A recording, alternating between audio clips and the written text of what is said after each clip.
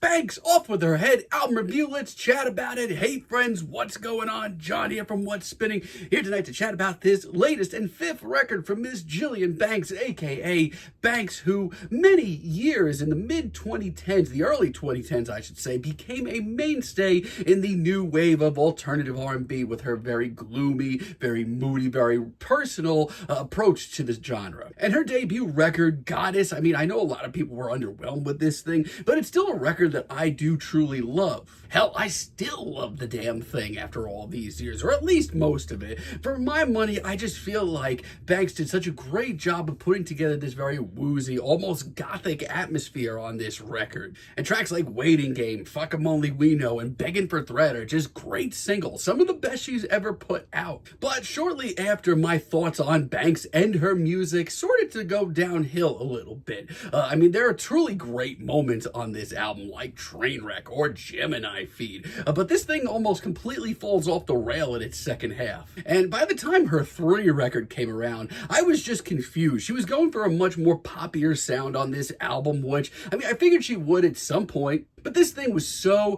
faceless. This album's moodier moments had Banks sounding like a mishmash of every sort of edgy pop star out there. And by the time her Serpentina record dropped, truthfully, I just wasn't feeling it anymore. The album was still very moody, very sensual, and still very personal, especially for Banks, but I don't know, I just wasn't feeling it. Now, I will say this, initially I wasn't going to even touch this record. I've kind of been out on Banks for a while now, but I will say, leading up to this thing, she dropped a few really stellar singles, and for the most part, this is her best record since The Altar. This album starts off with Guillotine, and man, this is actually a really intense opener. I love how dark and synthy this track comes off. This is just a really great sound for Jillian all around. It may be very short and sweet, but all around this thing just amps me the hell up to listen to the rest of this record. Between her commanding performance and just how dreary and intense this comes off, dramatic as well, I'm pumped. We also have I Hate Your Ex-Girlfriend featuring Doechii, which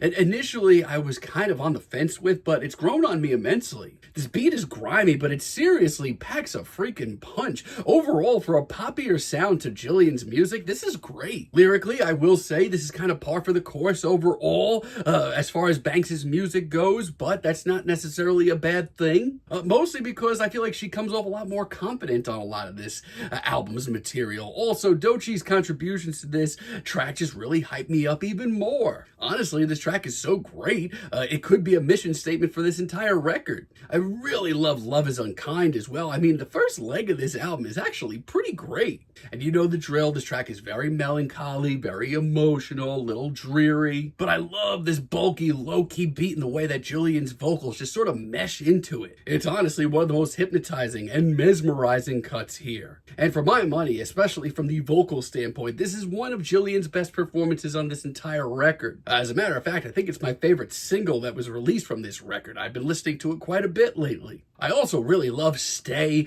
I mean, God, when this album is on, it just never sounded this close to home. I mean, Banks on this record takes a lot of her emotions and feelings and things that she's bringing to the table and makes it pretty damn relatable. This is one of the most atmospheric cuts on this entire record, and it's not a bad thing. As a matter of fact, I wish we got more of it. Smooth rhythms, the hushed vocals in the background, especially Jillian's very hushed performance. It's all gravy. It may not be as bombastic and in your face, but man, is it good. I mean, not for nothing, I really do feel like this is her best crop of songs since she put out The Altar years ago. However, it does pain me to say, Banks does stumble a little in the second half. She really can't keep it up consistency-wise. Delulu is kind of where this album starts to go off the rails a little bit. Yeah, we're not out of the woods yet, my friends. This track is freaking rough, sadly. I mean, Banks, her music, every once in a while, sort of does go around the corny route. And sadly, that's exactly what we get here, and we are once again having a problem with it coming off as faceless, too. Vocal-wise, this could have been anybody in the alternative pop world, and that bluesy guitar, sadly, just sounds more out of place than anything. It's rough, and it may be the worst track here, honestly. Also, Move featuring Exalt,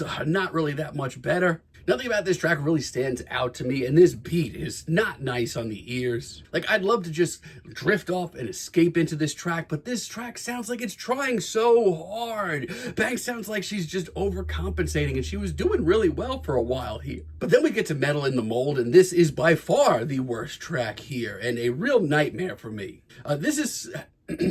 This track has some of the oddest choices leading up to this record. I mean, instrumentally, this track's a mess. The jittery backing vocals, I don't know, they just seem distracting once again. They really do feel out of place. And Banks, I hate to say it, but she comes off at her most whiny here. Oh, I wish this album was just a little bit more consistent. Even Direction sounds like a Serpentina B-side, but not necessarily even a good one. And a minute into this track, I just feel like it completely falls apart. Once again, this beat, she is trying so hard and it's not hitting me at all, sadly. It's not experimental, it's just sloppy, and sadly her vocals once again are pretty faceless and not descript at all. However, while I do have my issues with a bulk of this record, it's certainly not the most consistent thing that Banks has done.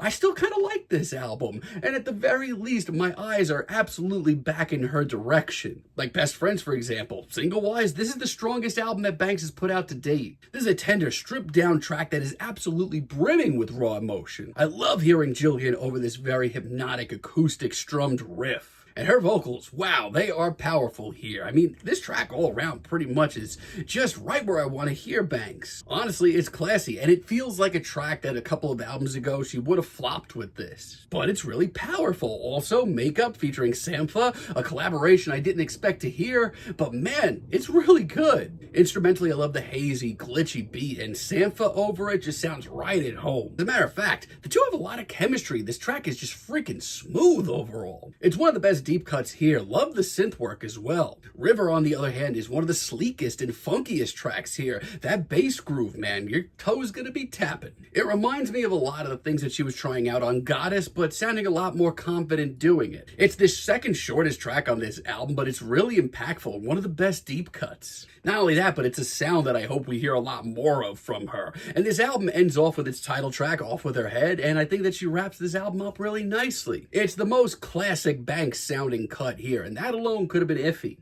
But honestly, it's pretty great. I love the bulky beat and the suffocating, almost gothic-tinged atmosphere. It's back, baby. Throw in some classy pianos and an absolutely delicious, soulful, bluesy performance from Jillian, and you have a hell of a finale. Yeah, this album's far from perfect, but in a way, this sounds like a serious rebirth for her, to the point where I'm actually very curious to see where she goes next. Yeah, I've got some consistency issues here, but the singles are great. The bulk of this album is either listenable or really some interesting stuff from Banks, and honestly, I'm curious to see where she's going to go next from here. I'm feeling a very strong 6 on this album for right now, but let me know what you all think down below. If you liked the video, be sure to give us a like, give us a subscribe, and let me know down below what you would like for me to chat about in the future. And until next time, have a great day, friends.